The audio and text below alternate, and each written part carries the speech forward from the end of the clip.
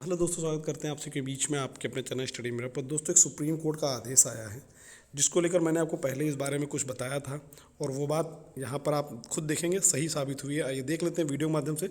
Video को बिना skip करते बने रहिए मेरे साथ आपके अपने चैनल स्टडी मिरर पर। जो लोग चैनल पर नए हैं तो प्लीज़ चैनल को लाइक करें, शेयर करें, सब्सक्राइब करें, साथ में बेल आइकन दबाना भूलें ताकि मेरी वीडियो नोटिफिकेशन आप तक पहुँचती रहे। दोस्तों, यहाँ पर देख सकते हैं यूपीएससी अभ्यर्थियों को एक और मौका देने पर विचार करें।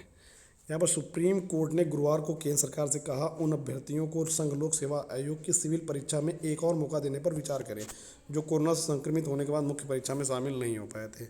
न्यायमूर्ति एम खनविलकर की अध्यक्षता वाली 3 सदस्यीय पीठ ने यूपीएससी 2021 की प्रारंभिक परीक्षा पास कर चुके 3 अभ्यर्थियों की अर्जी पर सुनवाई कर रही थी। केंद्र ने पिछले हफ्ते पीठ को बताया था कि यूपीएससी की सिविल सेवा परीक्षा में अतिरिक्त प्रयास का मौका देना संभव नहीं है। ठीक है। मामले में हस्तक्षेपकर्ता के रूप में पेश अधिवक्ता प्रशांत भूषण ने अदालत को संसदीय समिति की रिपोर्ट में अवगत कराया कि इस पीठ ने पूछा क्या सरकार ने फैसला लेने से पहले समिति की रिपोर्ट पर विचार किया। अतिरिक्त सॉलिसिटर जनरल ऐश्वर्या भाटी ने कहा उनके पास इस बारे में निर्देश नहीं है। इस पर पीठ ने कहा सरकारी सिफारिश पर विचार बदल सकती है। संसदीय समिति को रिपोर्ट में सिफारिश। दोस्तों, आपको बताया मामला क्या था। ये 3 या 4 लोग कुछ ऐसे थे, इसमें जो भी लोग थे, तो उसमें क्या हुआ था कि ये लोग यूपीएससी का प्री निकाल चुके थे। मेंस के टाइम इन लोग हो गया था कोरोना की वजह से सीधा था कि जो लोग कोरोना पीड़ित हैं वो आइसोलेट रहेंगे और वो बाहर नहीं निकल सकते हैं। ये कोरोना गाइडलाइन में था। तो जिसके कोरोना गाइडलाइन के होते हुए इनको यूपीएससी के एग्ज़ाम में बैठने का मौका नहीं मिला और इसी चीज़ को इन लोगों ने कोर्ट में किया चैलेंज।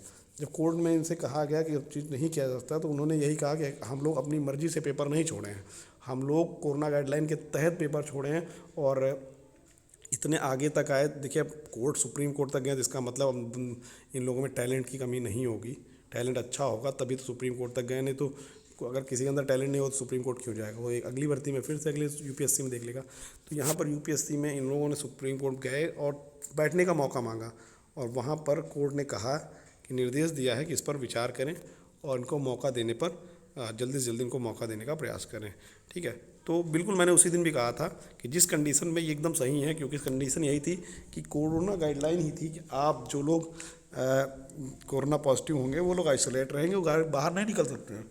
तो ऐसे में इन्होंने अपनी मर्जी से पेपर नहीं छोड़ा था, इनको पेपर छुड़ाया था कोरोना ने और एक महामारी के तौर पर उसको घोषित किया जा सकता। तो उसकी वजह से किसी को एग्ज़ाम से वंचित नहीं किया जा सकता है। ऐसा कुछ देखिए, ऐसे वंचित तो बहुत सारे लोग होंगे, लेकिन पहली बात जिसके पास क्षमता होगी सुप्रीम कोर्ट तक जाने की, इतनी सबकी हैसियत तो नहीं होती जो सुप्रीम कोर्ट तक खड़ा हो जाए।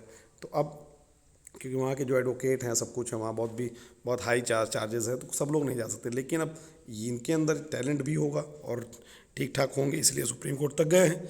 तो सुप्रीम कोर्ट जाने के बाद वहाँ से इनके पक्ष में फैसला हुआ है और सुप्रीम कोर्ट ने कहीं ना कहीं सरकार से कहा है कि यूपीएससी अभ्यर्थियों को मौका देने पर विचार करें। Thank you for watching. Bye bye, take care.